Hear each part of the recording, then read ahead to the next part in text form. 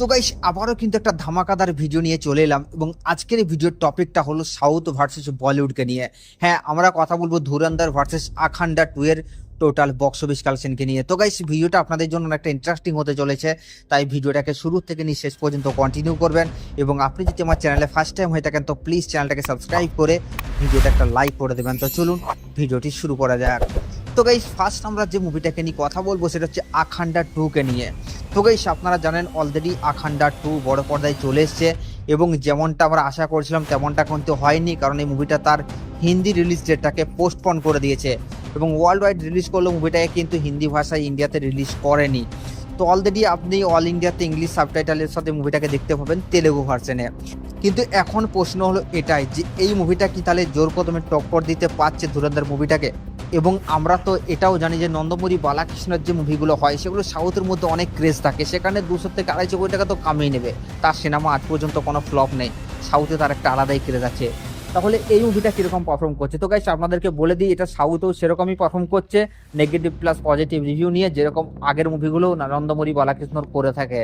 তো এই মুভিটা তার ডে 4-এ এসে বক্স অফিস কালেকশন করেছে, ইন্ডিয়ার থেকে গ্রস কালেকশন করেছে 7 কোটি টাকার মতো এবং টোটাল মুভিটা এখনো পর্যন্ত 4 দিনে ওয়ার্ল্ড ওয়াইড থেকে বক্স অফিস কালেকশন করেছে 87 কোটি 30 লক্ষ টাকা। এবং এখন যদি আমরা ধুরন্ধরকে নিয়ে কথা বলি তাহলে ধুরন্ধর মুভিটা হয় একটা মারাত্মক লেভেলের বক্স অফিস কালেকশন করছে, মানে এই মুভিটাকে থামিয়ে রাখা যাচ্ছে না।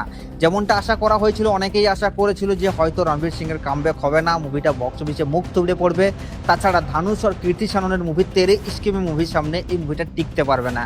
কিন্তু এখন ভাই পুরোপুরি উল্টো হয়ে গেছে, মানে তেরে ইস্কিমে মুভির যে বক্স অফিস কালেকশন 11 দিনের, সেটাকে মাত্র 4 দিনেই বিট করে বেরিয়ে গেছে ধুরন্ধর মুভিটা। মানে বুঝতে পারছেন কি লেভেলের বক্স অফিস কালেকশন করছে।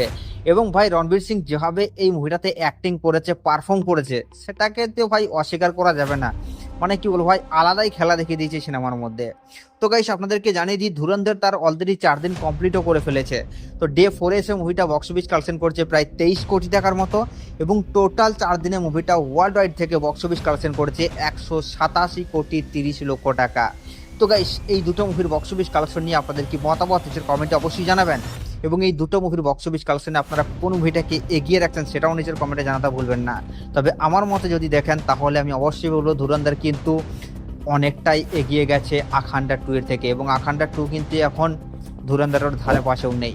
তো আপনাদের মতামত আপনারা নিচের কমেন্টে অবশ্যই জানাবেন আর এই সাবস্ক্রাইব করে দাও নেক্সট ভিডিওর জন্য।